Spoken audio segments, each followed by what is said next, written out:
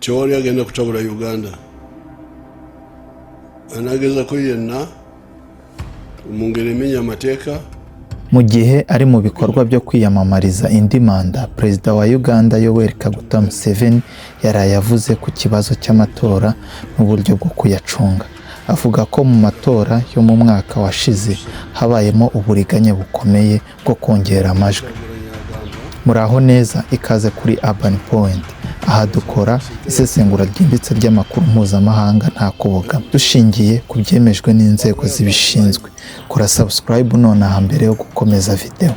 Museveni yavuze ko mu mwaka wa 2021 hari abatavuga rumwe n'ubutegetsi bacapishije impapuro z'itora mpimbano ahazwi nko kuri Karuma Road zigera kuri miliyoni 1. Nyuma bagatumiza izindi miliyoni ibice 7 zivuye i Dubai, bityo uburiganya bukagera kuri miliyoni 2 n'ibice 7 z'amajwi. But this time, last year, 2021, they went further and printed their own fake ballot papers in Kuruma Road. Then those were the 1 million.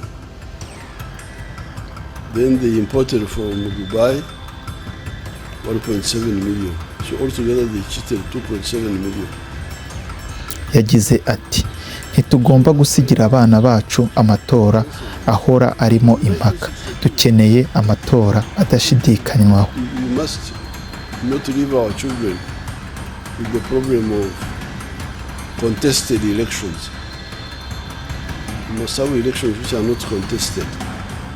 Niyo mpamvu nk'uko yakomeje abivuga, leta yahisemo kwifashisha ikoranabuhanga rishingiye ku ndangamuntu z'umubiri, harimo ibikumwe by'intoki n'amaso, cyane cyane iris y'ijisho, mu rwego rwo gukumira burundu uburiganya. Ibi nibyo turi gukora ubu.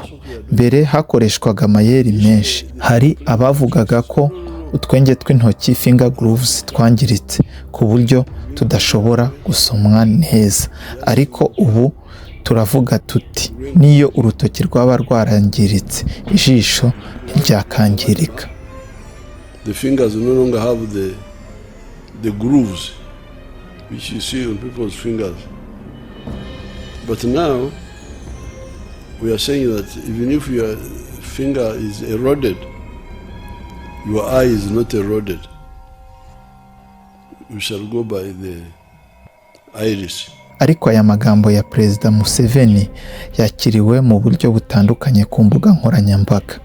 Abenshi mu bakoresha imbuga nkoranyambaga nka Facebook na X, Twitter bakomeje kuvuga ko ibyo avuga bidashoboka, bavuga ko nta buryo impapuro mpimbano zanyuzwa mu gihugu, mu gihe inzego z'umutekano za Uganda zivuga ko zifite imbaraga n'ubushobozi bukomeye bwo kugenzura imipaka n'ibikorwa by'igihugu.